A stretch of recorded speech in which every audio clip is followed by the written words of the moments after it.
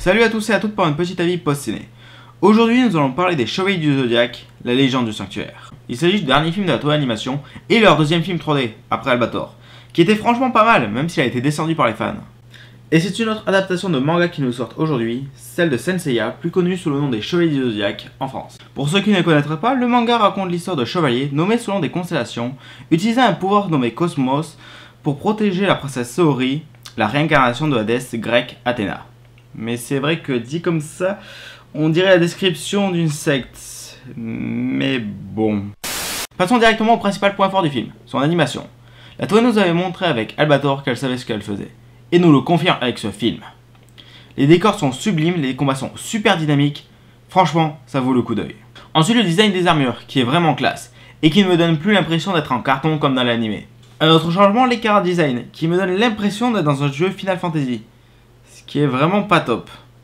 Les Chevaliers d'Or aussi ont relativement changé, entre le bélier avec sa tête de premier de la classe, deux d'entre eux qui sont devenus des femmes, et Masque de Mort, qui est passé d'un psychopathe sadique à une sorte de chanteur de cabaret japonais. C'est particulier, on va dire. Bon, ça a l'air pas mal malgré tout ça, sauf qu'il y a le scénario. Pour faire simple, l'anime durait 73 épisodes, soit environ 1500 minutes sans générique. Tandis que le film fait 90 minutes avec générique. Ça donne vraiment l'impression que tout doit s'enchaîner le plus vite possible. Ce film est un véritable autobus, prenant les personnages et continuant l'histoire sans prendre le temps de les développer. Un exemple, Iki, le Phénix, un des personnages préférés des fans.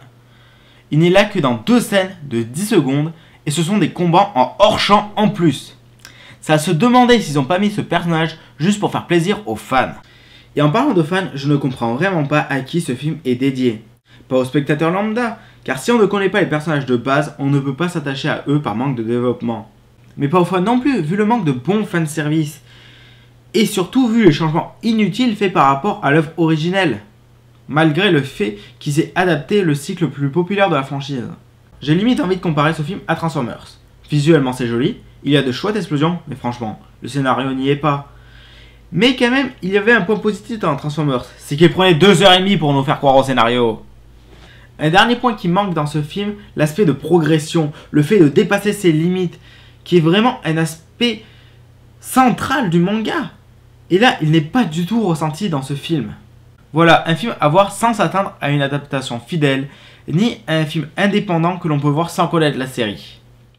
Sur ce, bonne journée et bon film!